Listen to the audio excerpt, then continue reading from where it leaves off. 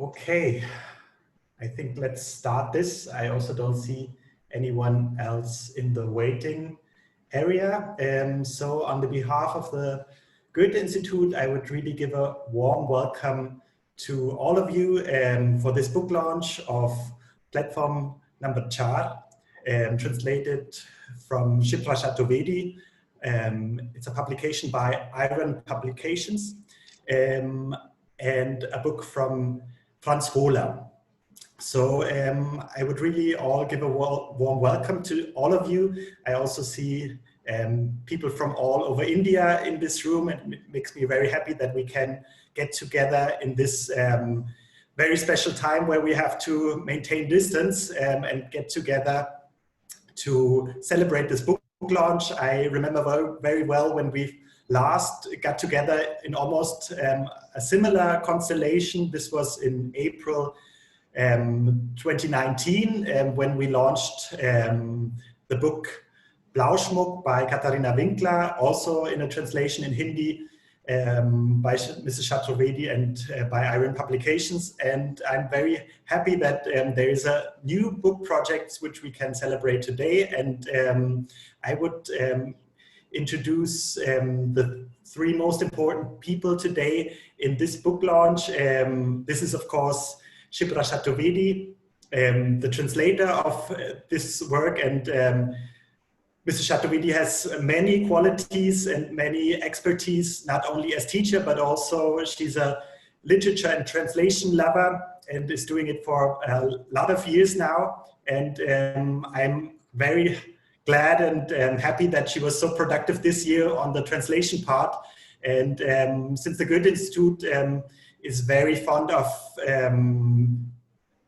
book translations from German into Hindi and to regional Indian languages, we are really happy that Mrs. Chaturvedi is following this path and is so dedicated and passionate about it. So thank you very much, Mrs. Chaturvedi, that because of you we can be here today.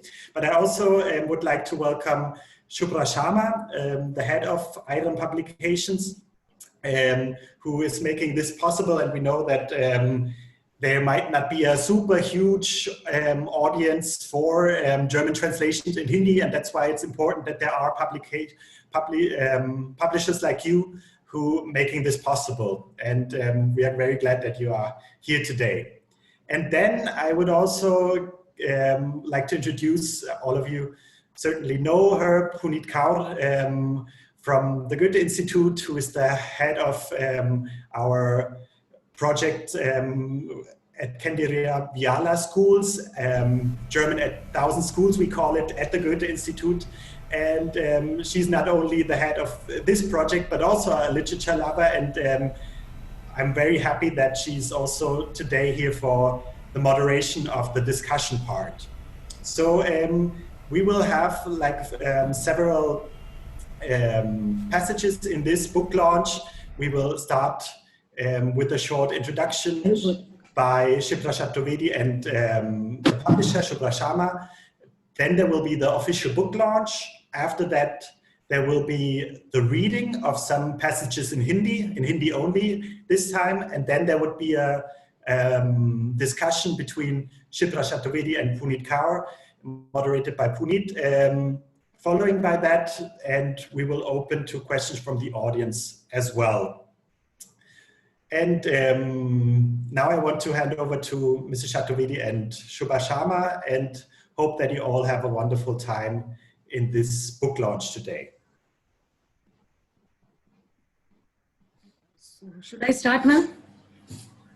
Yeah. Yes, please. Okay. Myself, Shubhra Sharma, and I'm the director of Iron Publications, was stays in Daryaganj. Since then, we have traveled a lot. Presently, we are publishing books on several of our topics. We are publishing translations from many languages and dealing with many translators.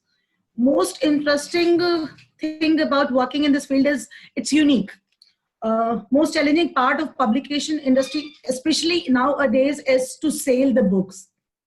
Well, working with Dr. Shipra Chaturvedi is real pleasure, as she works hassle-free, works very fast, very cooperative. why I choose to publish her books. Her translation has a flow.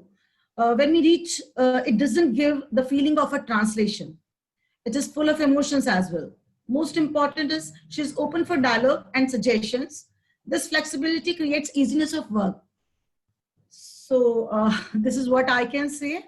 Well, next to ma'am, really, I'm very happy to work along with you. Whenever you will come, my heart and my institution is always opens for you every time.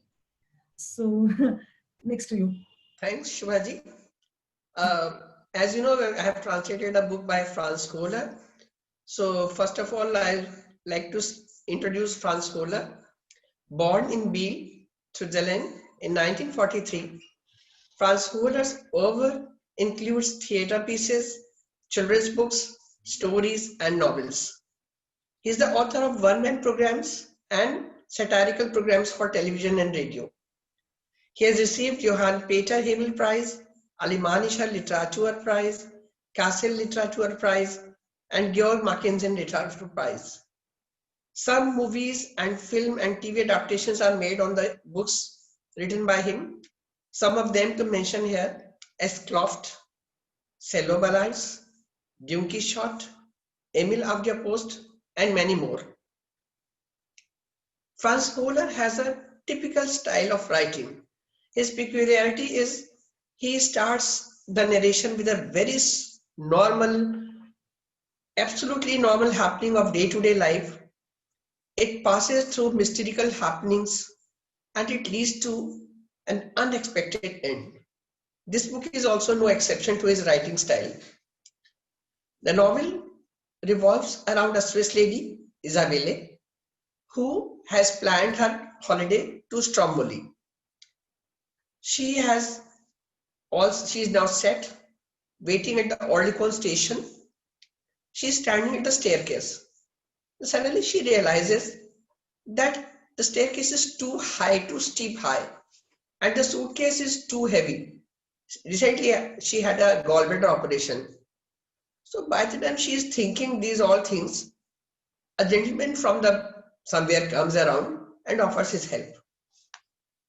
He offers to take her suitcase up at the platform.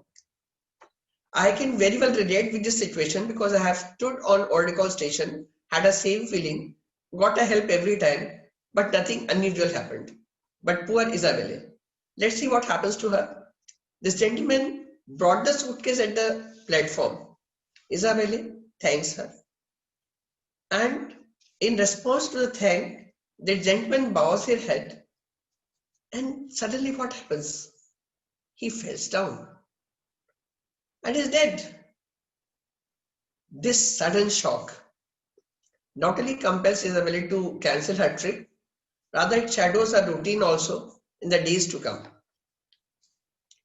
This starts with police inquiries, then recognizing this person, Martin, then his wife, his widow rather, Veronique, comes from Canada to claim his body. Then Isabelle offers her help to claim his body. And when Veronique comes to Switzerland, she is very inquisitive to know about the past of her husband. So she requests Isabelle to help her out. And Isabelle graciously helps her. And what next to it? Zara, Isabelle's daughter, she also peeps in. So the mixed effort of Isabelle, Zara, and Veronique leads to so many stories. It leads to the story of orphanage, the foster parents, then eloping of this person from Switzerland to Canada, so many other social issues. So then what happened actually? Why did this person, he eloped from Switzerland, he migrated to Canada, lived there, married there. What led him to come back here? And this untimely sudden death. For this, we need to go to the book. But this is not only the series of happenings in the book. There are so many issues addressed in this book.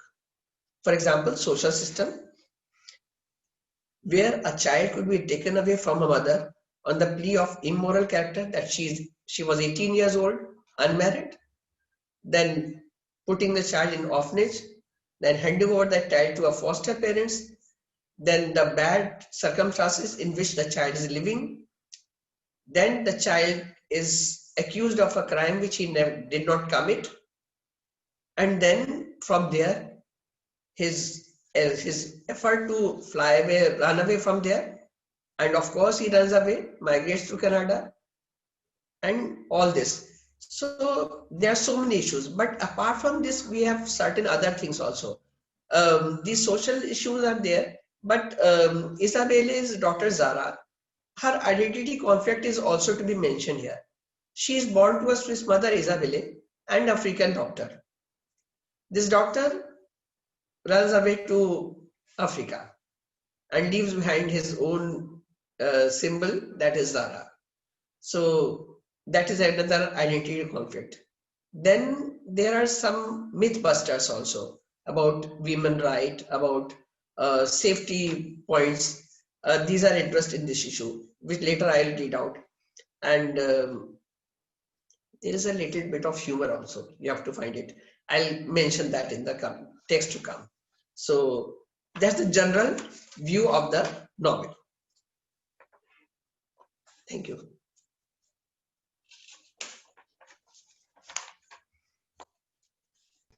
I think, Shipraji, you're going to read a little from your book now, some of the passages. Is that, yeah? Before that, we are not presenting the book.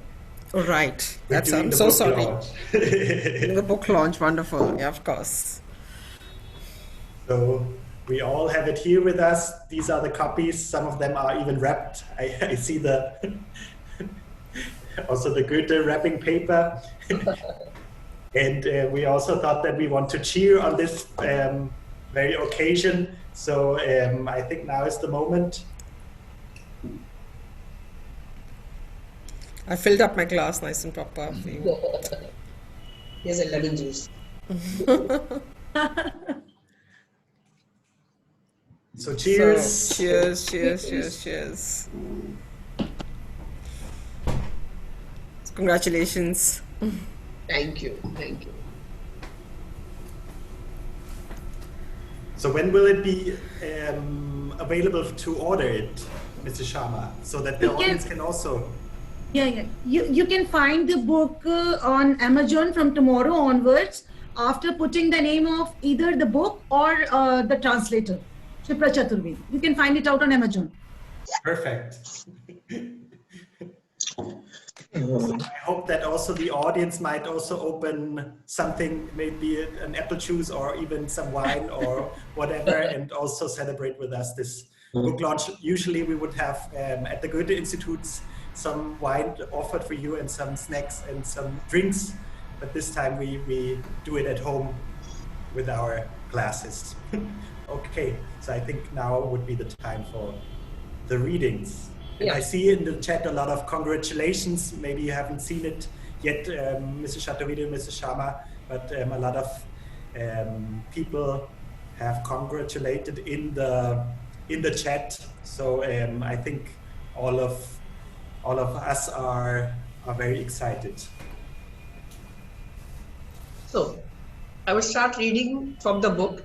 As I mentioned right now, certain issues, I would not be able to cover all the issues, but first of all, I would like to read about the shocking incidents of taking away the child from the mother. इज़ाबेले ने सावधानीपूर्वक दरवाजा खोला और वे अंदर घुसी। कमरे में मौजूद दो बिस्तरों में से एक पर एक महिला आंखें बंद किए हुए लेटी हुई है। सुनहरे फ्रेम में एक युगल का फोटो था। दूसरे वाले बिस्तर का प्रयोग नहीं हुआ था, पर एक छोटी सी मेज के पास एक मुरझाए हुए फूलों के गुलदस्ते के साथ हरा बुना हुआ स्वेटर पहने झुके हुए कंधों वाली महिला एक आराम कुर्सी पर पास बैठी थी और उन्होंने अपना सिर इन लोगों की ओर घुमाया।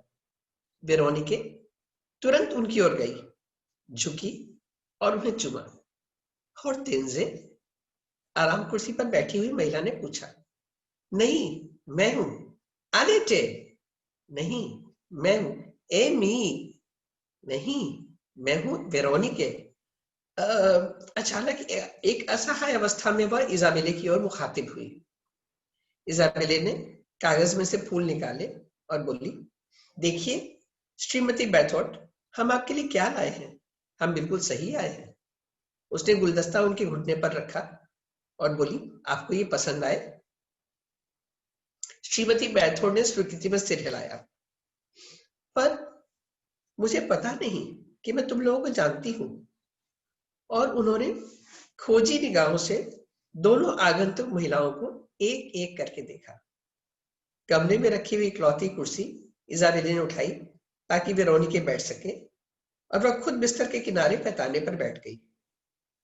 तो इजाबेले बोली, यह वेरोनिके है, मार्सेल विस्बोर्ड की पत्नी।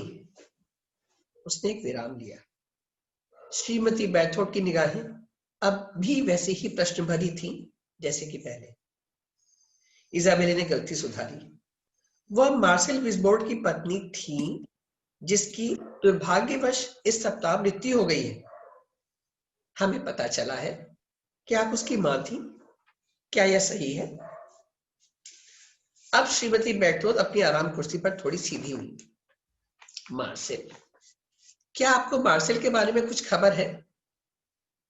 अब वेरोनिके ने बताना शुरू किया। मार्सेल के कनाडा गमन के बारे में, वह कैसे जहाज का कप्तान बना था और कैसे उन दोनों ने परिपक्व उम्र में शादी की थी।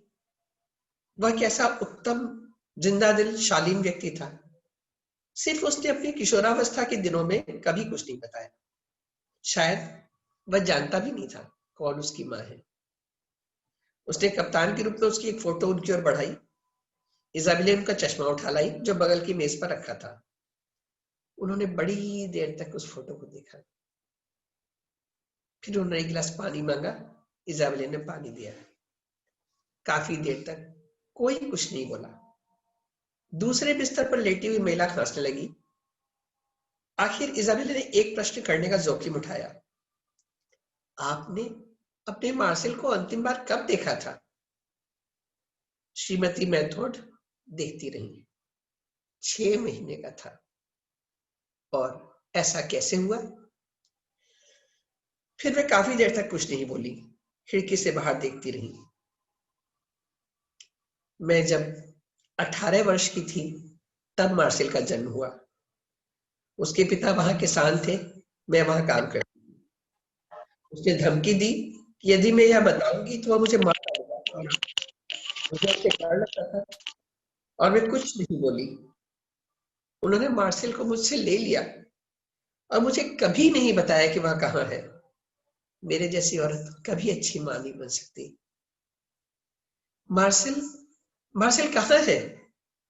जैसा हमने अभी आपको बताया, उसकी इस सप्ताह मृत्यु हो गई है। जब वह पहली बार स्विट्जरलैंड दोबारा वापस आया, अचानक वे चिल्लाने लगी। वे सब के सब सुअर थे, गंदे सुअर।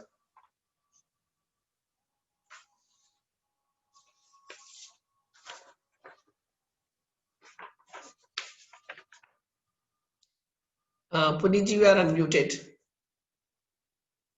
I said now we just heard the mother's version. We're also going to hear Marcel's version now, if I'm not mistaken, of his side of the story. So let's hear that. That was lovely.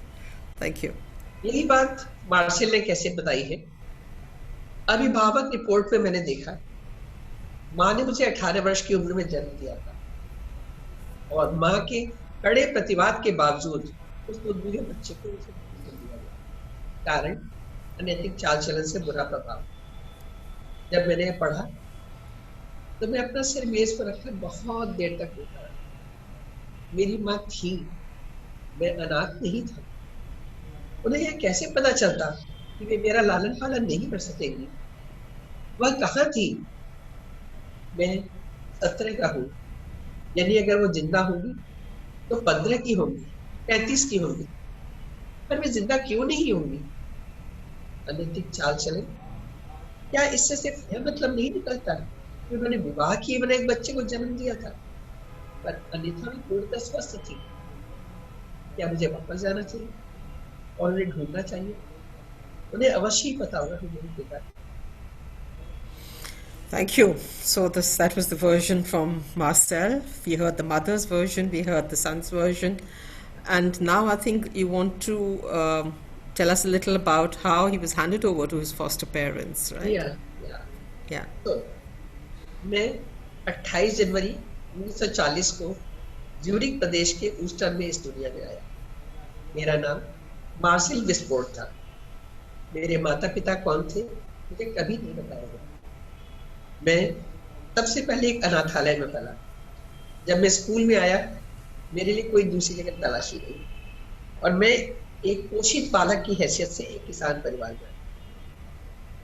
पोषित बालक उस बच्चे को कहते हैं जिसे गरीबों के लिए स्थापित कार्यालय उस बच्चे को भोजन भत्ते के साथ किसी परिवार को सौंप देता है। ज्यादातर उन परिवारों को पोषक माता पिता की तरह चुना जाता है जो बहुत छोटे से भत्ते से खुश हो जाता है। मुझे अक्सर यह सुनने को मिलता था, उदाहरण के लिए, वह धन जो नागरिक प्रशासन कार्यालयों की ओर से तुम्हारे लिए मिलता है उससे तो तुम्हारे लिए पैंट भी नहीं।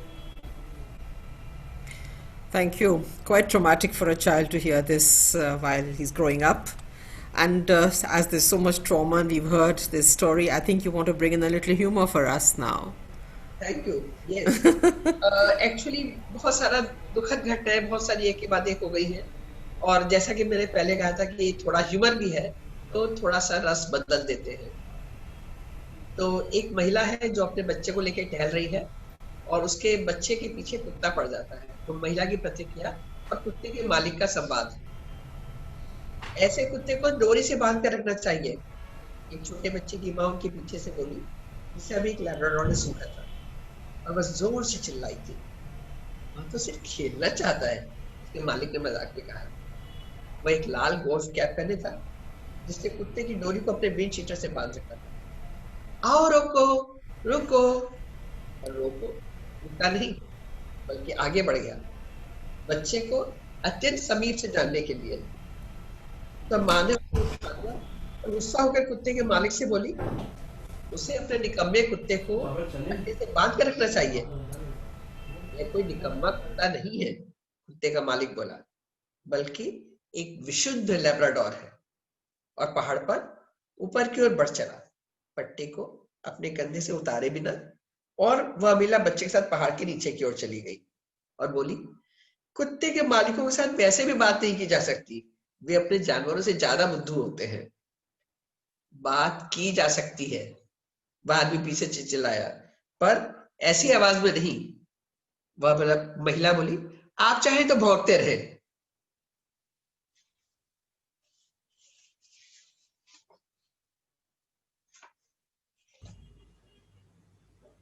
Puneet, you are Yeah, sorry. I said that was a nice story, brought a bit of lighter moments into the book. And I think now you want to talk to us a little about the identity conflict that the book also exemplifies. Yeah. So let's hear about that. As I mentioned earlier, Zara was born to Isabelle. Isabelle is a Swiss citizen and her father, Zara's father, is an African doctor. क्या यह सच था? Zaara Africa कभी नहीं गई। उसकी मां ने उसे यह जरूर बताया था कि उसके पिता कौन थे, पर उसने उनसे संपर्क करने का कभी भी प्रयास नहीं किया।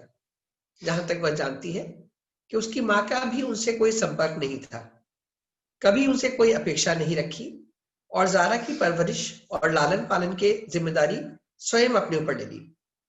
अफ्रीका से पैसे नहीं आते, अफ्रीका को पैसे भेजे जाते हैं। ज़ारा एक स्विस नागरिक की तरह बड़ी हुई थी। अफ्रीका में उसकी दिलचस्पी अपनी गोरी सहपाठियों और सहपाठियों की तुलना में कोई ज्यादा नहीं थी, बल्कि उनसे कम ही थी। वैसे वह प्रदर्शनियों को ज्यादा नहीं झेल पाती थी, पर आज आई थी। म्यूजियम, वहां पर तहखाने में जाने के बाद बड़ी देर तक वो वहां रह गई। मुखौटों, मूर्तियों, मकबरों की आकृतियों, शासकों के अधिचिन्हों, समुदाय विशेष के समारोही चिन्हों के बीच इधर उधर घूमते हुए उसने उन सब से कहीं किसी प्रकार का लगाव महसूस किया। जब उसकी बगल में खड़े सफेद बालों वाले बढ़िया सूट पहने एक व्यक्ति ने अपनी पत्नी से जो अरुचि पर सम्मोहन के साथ एक बहुत बड़े लिंग वाले राजा को देख रही थी, उससे कहा, यह एक अलग प्रकार की संस्कृति है। तो ज़ारा को बड़ा गुस्सा आया। गुस्सा इन संकीर्ण मना अस्वीकृति पर, गुस्सा इस भ्रांतिहीनता पर, इस सब का हमसे कुछ लेना देना नहीं है। उसी समय उसके अंदर एक विचित्र अनुभूति उत्पन्न हुई। उसे लगा यहाँ यह सब उसके लिए रखा गया है, जो सिर्फ इस बात का इंतजार कर रहे हैं कि कब वह उन्हें वहां से ले जाए। डोगोन माले में रहते थे, वहां जहां उसके पिता मूल निवासी थे। क्या वे भी डोगोन लोगों में से एक थे? तो वह ज़ारा एक डोगोन महिला, कम से कम आधी तो। दूसरा आधा हिस्सा विंटरथुअर से, वहां की जनता। यह विचार कि वह दो वर्णी है तो स्पष्ट रूप से उसे कभी नहीं लगा, और वह कभी डरी भी नहीं थी। कुछ तो अनबूझ था, इसने उसे उलझन में डाल दिया था। Okay, thank you. So that was one aspect, that is identity. What are you? But I think you also want to say something now about the Swiss mentality vis-a-vis foreigners. You have a couple of aspects there that you want to highlight now. इस पुस्तक में Swiss नागरिकों के विचार, बाहर वालों के, विदेशियों के प्रति ज़ारा के तरफ से, इजाबेले की तरफ से लिखे गए हैं। तो मैं उसके बारे में थोड़ा सा पढ़ना चाहूंगी। सबसे पहले ज़ारा के विचार। ज़ारा का उस अश्वेत अफ्रीकी लड़की से सीमित संबंध था। कभी कभी जब वह इन परिवारों को देखती थी, माएँ रंग बिरंगे छपे हुए लंबे लिबास में या स्किन टाइट जीन्स में, पिता फैशनेबल कैजुअल वेयर पहने, 3 या 4 क्रीम चाटते हुए बच्चों को अपने साथ घसीटते हुए, और सबसे छोटा चमचमाती हुई उछलदार बच्चा गाड़ी में, तो अपनी संकीर्ण बना रक्षात्मक प्रतिक्रिया पर अपने आप को रंगीन पकड़ लिया। ये कहाँ से आए? इतने सारे कैसे हैं? ये कौन से स्कूल में पढ़ने जाते हैं? कौन इनका खर्चा उठाता है? उसके लिए हालांकि यह स्पष्ट था कि वह इस श्रेणी में नहीं आती है, जब तक कि यह रक्षात्मक प्रतिक्रिया अपने खुद के लिए की गई है। वह इसे निग्रो संतोष कहती थी, जिसमें वह खुद पड़ गई। जब मायर क्या गई थी, उसे काले महाद्वीप के लोगों के बीच में एकता की कमी पर बड़ी लगती आई। वे यहाँ भाग्य आजमाने आए थे और कैसे न कैसे उसको सफल भी हुए थे। तो क्या ये उनका सौभाग्य नहीं था? क्या उसके पिता भी ऐसे नहीं थे? और पिता का सौभाग्य कि उसकी मुलाकात माँ से हो गई। पर तब यही अंतर था जब वे अपने महाद्वीप वापस चले गए, और एकमात्र निशानी जो वह यहाँ छोड़ गए वह थी ज़ारा। इजाबेले के विचार। ओझा।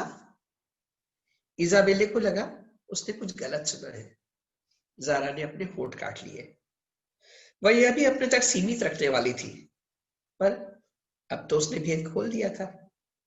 उसकी माँ इस बात पर बहुत भावुक हो गई कि उनकी बेटी उनकी रक्षा करना चाहती है, पर इस बात पर ऐतराज जताया कि इसलिए उसने किसी अफ्रीकी ओझा को ढूंढा।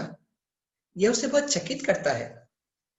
यह अब ऐसी चीज है जिसे हमें इस काल में त्याग देना चाहिए। अब ज़ारा ने अपना कांटा नीचे रख दिया। हम लोग कौन हैं? हम लोग जो ज्यूरिख में हैं और विंटरथुअर में हैं। क्या तुम किसी अफ्रीकी के साथ हमबिस्तर नहीं हुई? तब तुमने क्या सोचा था? मैंने उससे प्यार किया था, बस यही सब कुछ था। और मैंने उससे प्यार नहीं किया था क्योंकि मेरी उससे कोई जान पहचान नहीं हुई। मैं बस एक गलतफहमी थी। एक डॉक्टर और एक परिचारिका शायद यह जानना चाहते थे कि कैसे निरोध किया जा सकता है। वे प्यार में हो तब भी। ज़ारा, मैं अनुरोध करती हूँ, मेरे सभी पूर्वजों ने ओझा ढूंढे हैं। उसने एक पल के लिए आंखें बंद की और वह चमकती हुई गहरी लकड़ी की मूर्ति अपने सामने देखी। उसके पीछे पूर्वजों की कतार। फिर उसने अपनी माँ को देखा। तुम सिर्फ अपनी उस ज़ारा को पहचानती हो जो ज्यूरिख की है। अफ्रीकी ज़ारा को तुम नहीं पहचानती। इजाबेले, हक्की बक्की रह गई। और तुम? उसने धीरे से पूछा। मैं भी नहीं। फिर से आशा, ज़ारा चिल्लाई। पर यदि मैं उनसे मिलना चाहती हूँ तो कोई आलोचना नहीं मिलती। Thank you. So now that was vis-a-vis foreigners, but the next what you're going to highlight is more of a relationship between a mother and daughter. Yeah, what are human relations about, and that's also one aspect of this book. So let's hear about how you see how the book sees mother-daughter relationships. Thank you. जैसा कि मैंने पहले भी कहा था कि मानवीय संवेदनाएं, मानवीय भावनाएं, मुझे पहले भी लगता था कि सारी दुनिया में एक सी ही होती है और अपनी अपनी परिस्थितियों के हिसाब से थोड़े उनके रूप बदल जाते हैं। इस किताब में भी माँ बेटी का रिश्ता बहुत अच्छे से दिखाया गया है और उनकी भावनाएं, संवेदनाएं जो दिखाई गई है, मुझे लगता है बिल्कुल वैसी ही है जैसे शायद हमारे यहाँ किसी माँ बेटी की। तो मैं पहले ज़ारा का हिस्सा पढ़ूंगी। मुसल घर में फोन की घंटी सुनाई पड़ी। क्या यह तुम्हारा है? ज़ारा ने पूछा। इज़ाबेला ने मना कर दिया। क्या यह तुम्हारा है? वेरोनिका ने सिर हिलाकर मना किया। तो मैं देखती हूँ। ज़ारा बोली, खड़ी हुई और मुसल घर में। वह इतनी जोर से बात कर रही थी कि ड्राइंग रूम में उसका हर शब्द सुनाई दे रहा। आप कौन है? अपना नंबर मुझे दीजिए। आप क्या चाहते हैं? इससे मुझे कोई फर्क नहीं पड़ता। मेरी माँ को परेशान करना तुरंत बंद कीजिए। वह अकेली नहीं है। समझ में आया? लाल चेहरा लिए हुए वापस मेज पर आया। फिर से वही आराम बंदा था जो तुमसे कुछ चाहता है, पर मैंने उसे अच्छी तरह समझा दिया है। ज़ारा अथीर होकर बोली। तुमको उसे हर हाल में यह बता देना चाहिए माँ, उसकी मृत्यु हो चुकी है, तुम्हारा उससे कुछ लेना देना नहीं है। पता नहीं, पर विश्वास करो, मैं तुम पर नजर रखे हुए हैं। मुझे डर लग रहा है। आज सुबह मेरी मुलाकात मायर से हुई। ज़ारा अपनी कुर्सी से उछल गई। अकेले? हाँ। दिमाग खराब है? माँ, वो आदमी खतरनाक है, तुमने ध्यान नहीं दिया। वो अपना ध्यान रख सकती है, ज़ारा ने कहा और ज़ारा से अनुरोध किया कि वह शांत हो जाए। मायर ने अभी उसे फोन किया है। फोन किया है आपके लैंडलाइन नंबर पर? हाँ। मैं तुम्हें बता रही हूँ था ये सब। मैंने तभी सोच लिया था कि वह तुम पर निगाह रखे है। अब माँ उसको पता है कि तुम्हारा नाम क्या है और तुम कहाँ रहती हो। तो यह तो और भी कई लोग जानते हैं, लेकिन वो तुमसे दुश्मनी नहीं रखते माँ। जब इज़ाबेला ने फोन रखा और थोड़ी देर बैठी रही। बेटी की संवेदना ने उसे भावुक कर दिया। Thank you. That could have been an incident here in India as well. I think we see so many similarities there between the situation. Now we come to Isabel's concern for her daughter, which we saw in this conversation also, but what comes after that is another story now. जैसे ही Isabella अपने flat का दरवाजा खोला, उसे spaghetti sauce की महक आई। एक पल उसने सोचा, उसने दरवाजे में गलती तो नहीं की है। फिर वेरोनिका से बोली और सावधानी पूर्वक रसोई घर में गई। मेज पर एक चाकू सहित चॉपिंग बोर्ड पड़ा था।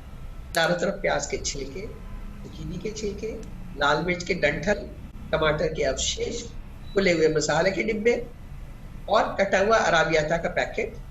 चूल्हे पर चढ़ा हुआ पैन, हॉट प्लेट चल रही थी, सॉस उबल रही थी, लाल और उम्मीद जगाती हुई बुलबुले ऊपर की ओर फूटते हुए, जो फूटते से पैन की दीवार पर छोटी रंगीन बूंदें फेंक गए। कुछ हटीला पैन के सामने बाहर बह रहा था, जैसे एक किए गए बच्चे को जो अपने आप खेल रहा है। इज़ाबेला ने हॉट प्लेट को जीरो पर किया। ज़ारा वह गुस्साघर के दरवाजे तक गई। सावधानी पूर्वक हैंडल को नीचे दबाया, पर ज़ारा वहां नहीं थी। वेरोनिका ने जब रसोई घर देखा तो हंसते हुए बोली, ऐसा लगता है कि कोई पुरुष खाना बना रहा है। दोनों ने अपने जूते और रेन को अब तक नहीं उतारे। यह तो ज़ारा ही हो सकती है। वह बैठी और अचानक इज़ाबेला को डर लगने लगा। माया को भी आ रहा था उससे इज़ाबेला से बात करने के लिए, और उसे ज़ारा मिली और लड़ने के लिए तो नहीं आया था, या कहीं उसे वो फुसलाकर तो नहीं ले गया। और उसे क्या चाहिए? ज़ारा को पता था कितना अफांचित था ये आदमी, या वह यहाँ था और ज़ारा उसके पीछे पीछे चली गई। ज़ारा अपना सिर्फ ख्याल रखती, कई बार अपनी इतनी अवेगी और अदूरदर्शी हो जाती थी। इजाबेल अपने फोन के पास गई और ज़ारा का नंबर मिलाया। फोन की घंटी रसोई घर बजी। ज़ारा का फोन सलाद के पास मेज पर रखा था। निराश इजाबेल ने रिसीवर को रख दिया। वेरोनिका ने इजाबेल को बाहों पर पकड़ा और अनुरोध किया, वह घबराए नहीं, ज़ारा निश्चय ही किसी में पल आती होगी, और अगर वह नहीं आई तो। उसकी आंखों में आंसू आ गए। अरे नहीं, ऐसा नहीं होगा, वेरोनिका बोली और अपने हाथ उसके कंधे पर रख दिए। हेलो माँ, ज़ारा ने पुकारा और हक्की पक्की सी दरवाजे पर खड़ी रह गई जब उसने दोनों महिलाओं को रेनकोट में देखा। बेटू कहाँ थी? इजाबेल अपनी बेटी की ओर गई और उसे कस कर बाहों में भर लिया। बेटू, ज़ारा हंसने लगी, मुझे यहाँ स्पेगेटी नहीं मिल रही थी, मैं जल्दी से स्टेशन की दुकान पर चली गई। उसने माँ के गले से बाहें हटाई और माँ, क्या हुआ? तब उसने देखा इजाबेल रो रही थी। माँ, क्या हुआ? तुम्हें चिंता हो रही थी? इजाबेल ने सिर हिलाकर हामी भरी। मेरे लिए? इजाबेल ने फिर से सिर हिलाया। वह अभी भी अपने आंसुओं को रोकने का प्रयत्न कर रही थी।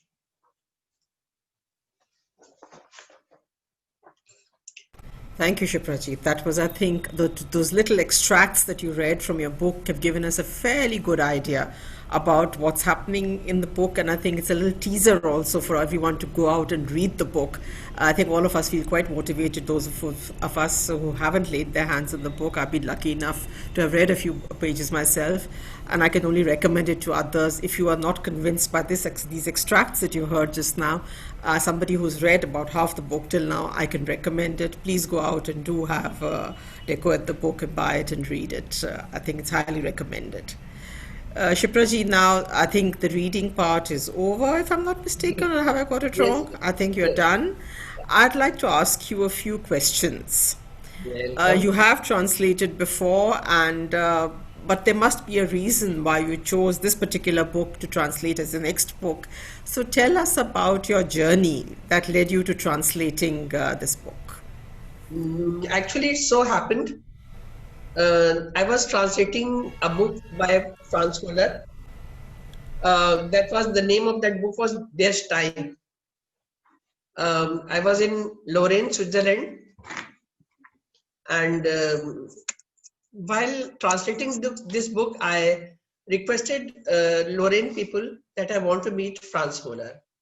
So they arranged a meeting. I went to Franz Holler's place, and he showed me his collection and he offered me his books.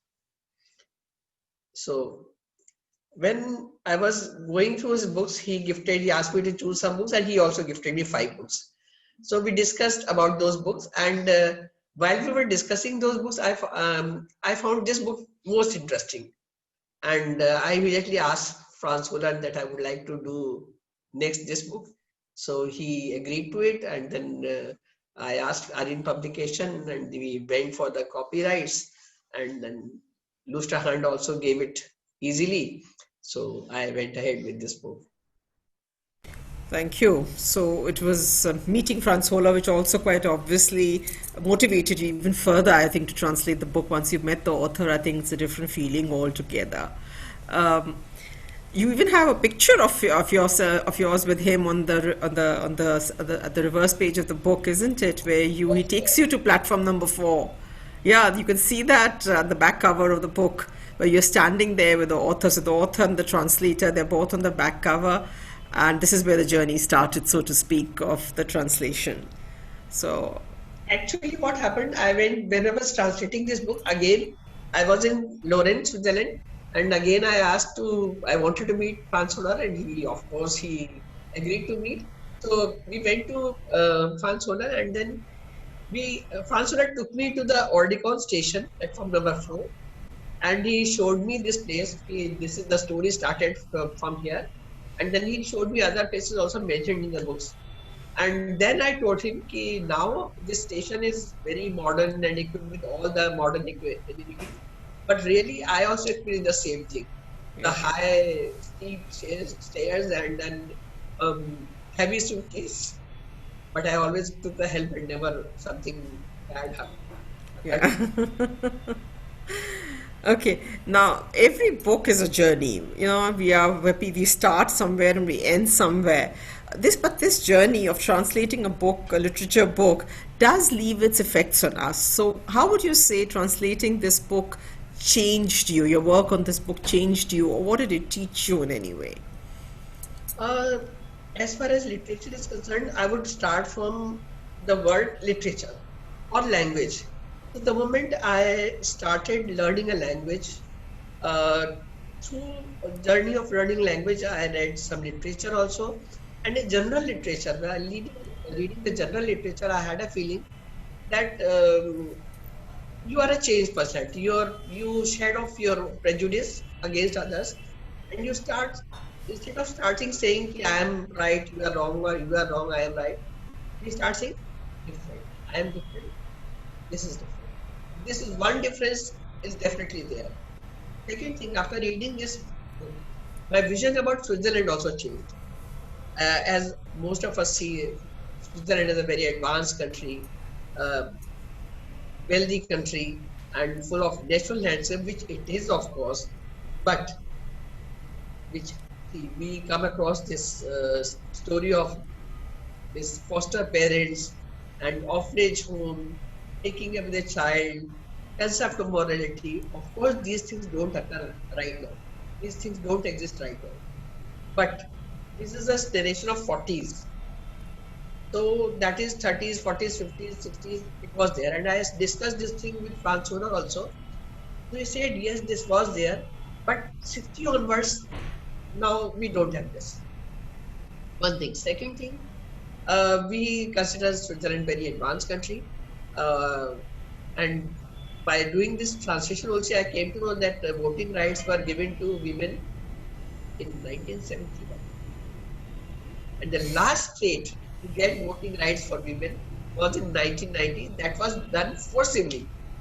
That was forced upon them. Surprising, yeah. Yeah, and a very important thing, like we say, Switzerland is a nature-loving, this is of course there, but there's a mention of some buildings which emits smoke and the red light that is showing danger is coming, blinking. So that means there is certain sense of pollution there also.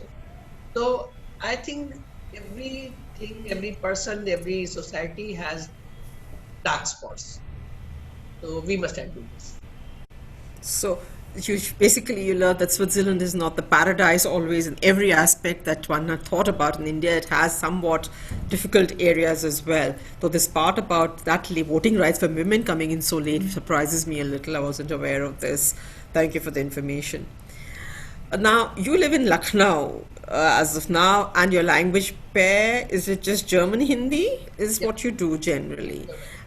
When I was reading your book last evening, I just had a little feeling that, do you think your book is for somebody coming from Delhi, and Hindi is not my mother tongue, but I do read Hindi. Do you take a conscious decision to write in somewhat more, I don't know how to put it, more Sanskritized Hindi than in Hindustani, say? That's a question I would have for you. As far as I have understood your question, is it a very high class Hindi or is a... Yeah. So, I try my level best to be very simple until the author has written in very high quality, high German. So, I try to explain it in a Hindi in which everybody should be able to understand. One thing. Number one, it is not my own creation. So, I am free to write the way Jaishankar Prasad used to write. I am free to write the way other narrators are writing. So, but in case I write that high quality of Hindi, there would be very few readers who would be able to read it, understand it, or enjoy it. But if it is in a simple Hindi, I think I write in a very simple Hindi. So I think that can be enjoyed by masses. So you do take a conscious decision when you're choosing your words, etc., as to what kind of Hindi do you write? Yeah. Is there any other thing you translate into except Hindi or? Apart from this novel, this is my fourth book which I have translated. And apart from these 4 books, I have translated some short stories, poetries, small theater piece. And I have recently translated the matter for Goethe Institute website. That was My Way to Germany. So that is meant for the people who go to Germany, migrate to Germany, but not aware of the situations there. So this is a help for them. So has been translated. Yeah, I know, Mein Weg nach Deutschland. That part of the website has been translated into Hindi by Shipraji. I was aware of that. Yeah. So that's quite a wide range of things, from Mein Weg nach Deutschland to a Swiss novel, and also a few short stories in between. I know that your translations also published in some rather well-known Hindi magazines like Kadambari, etc. Isn't it? Yeah. And Garbhanal, basically Garbhanal is a magazine which caters to all over the world. Actually, it's प्रवासी भारतीय की पत्रिका कहलाती है ये. So Garbhanal, then Pratilipi also I have uploaded my literature. Yeah, so I keep following this, that your works do appear in many magazines as well. Now, translation is something which you have chosen for yourself, right? It's I think all of us know, or many of us perhaps also don't, that Shipraji is actually a PhD in chemistry, right? And you have basically taken on languages at more of a career, and translation is something you chose for yourself. Yeah. What is it about translation that you like so much, and maybe something that you don't like? As far as liking is concerned, translation is a soul-satisfying experience. First of all, I'm fond of reading. First of all, so reading is a pleasure for me, and when I read it, I always think of bringing it to my own language, mother language. I always want to associate it with my own language. So that was even when I was reading. Now I'm putting it into pen and paper. That is something different, and it gives us satisfaction of a new creation. So obviously you are proud of your new creations. You love to see. And nothing you don't like about translation, or is it you feel? That is, of course. There are certain concepts, certain things which are not, which we don't find it in Hindi. So then it is very difficult to explain those things. Then we have to put footnotes, which I think this hampers the flow of reading as well as translating. But we have to do this, because without that, a Hindi reader would not be able to visualize a situation. So that hampers the flow, I think. Don't you also find it's a very solitary kind of a pastime? Because when you're a translator, you only have yourself there. Like all of us who work somewhere, we go to work, we have colleagues, we sort of discuss things, whereas translation is a bit of a solitary pastime. Does that disturb you ever? Definitely. Since I've started translating, I like to sit on my computer, on my workstation. I like to spend my maximum time on my workstation. That's my hobby, that's my pastime, that's my everything. And I don't like it. You enjoy that you don't miss the company. You enjoy doing that. If I'm stuck for one word for whole of the day, for one concept, for one sentence, there are certain sentences which is not easy to translate. Yeah. For each and every word, meaning of that sentence. But sometimes the Hindi sentence doesn't come. So you struggle with that word, the setting of the words or grammar or whatever. But Thank you. For those of you interested, I've just seen Thomas Meyer has posted the link to the website, Mein Weg nach Deutschland, in Hindi in the chat. Please do go and click on that. Shipraji's worked quite a bit on that. It'll be interesting for you to have a look. Yeah. When you started as a translator, especially if you've not had any formal training as a translator, you start a journey and then you translate a few stories, a couple of books, and then today you're at a certain point. Yeah, you're on this journey. So what is it that you've learned about translation from the day you started off as a translator to where you are today? What would you say? How have you developed? Have you evolved, in fact, as a translator till today? I think I develop every day, on every page, on every book. And maybe others cannot notice this, But I myself feel that I have developed every day with every author, with every book, and I can differentiate. And this is my first translation, this is my second, this is my third. I can find out the difference.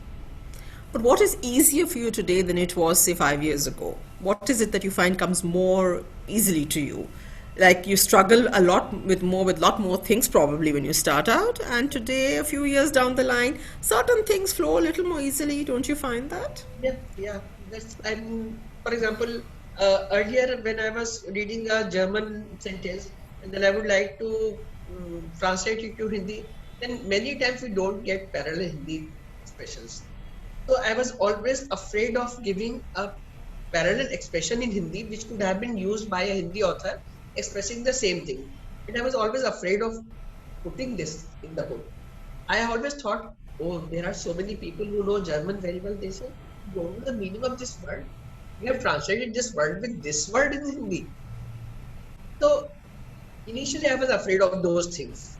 And I needed time to encourage myself with this, that I can do this. Now I think that the same expression which a German is saying in his language, if same situation, Hindi speaker would be or writer would be writing, how he would be expressing. So now I do that. That much involvement I have done.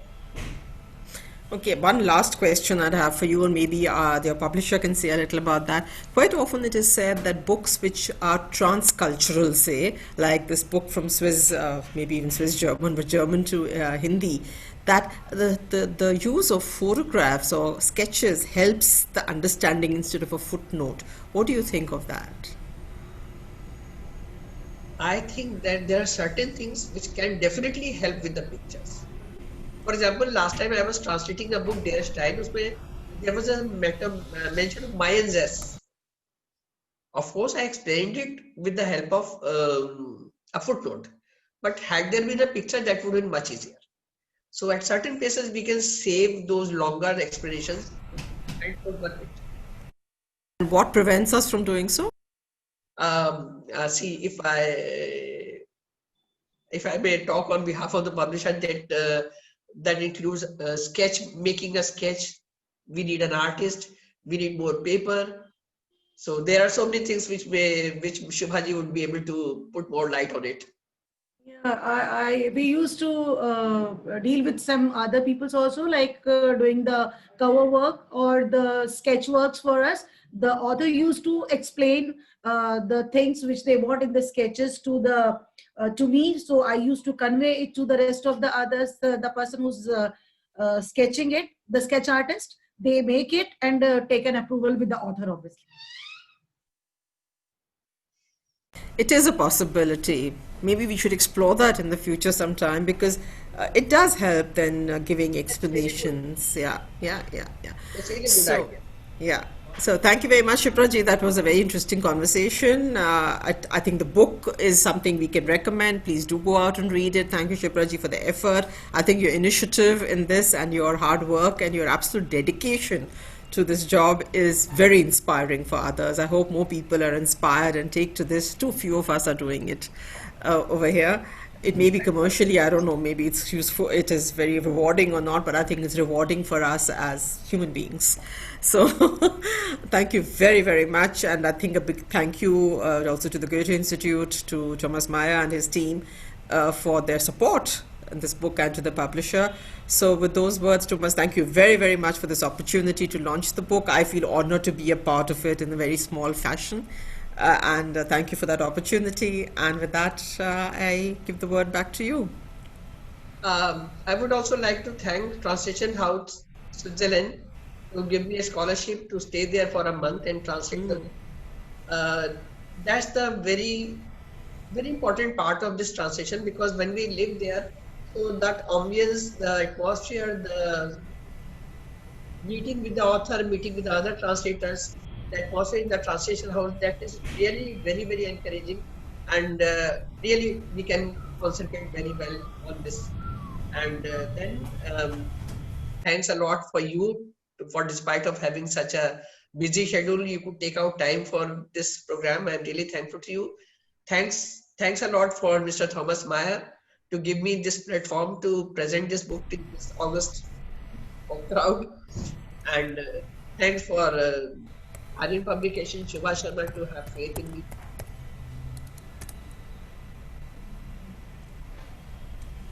Okay, so I think we are coming to an end. I also don't see any more questions in the chat.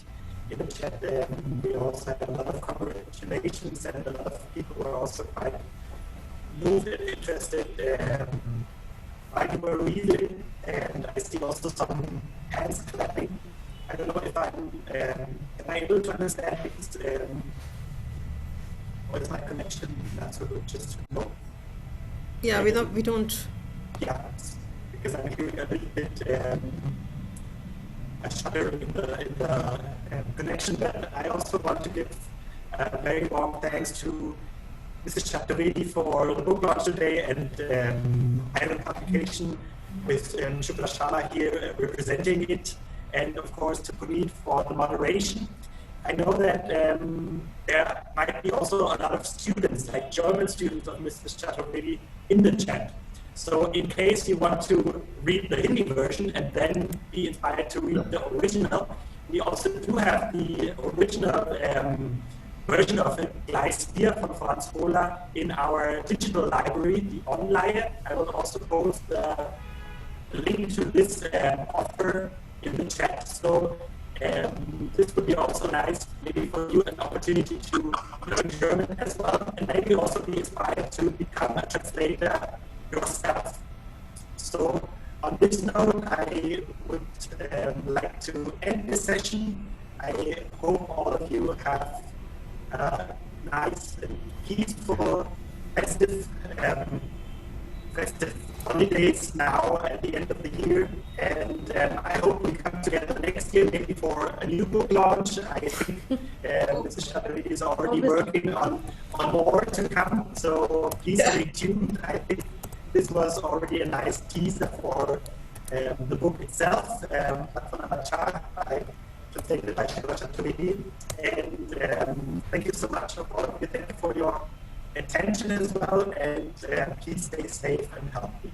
So thank you. Thank you. Thank you, everyone. Thank you. Thank you. Bye-bye. Thank you. Bye.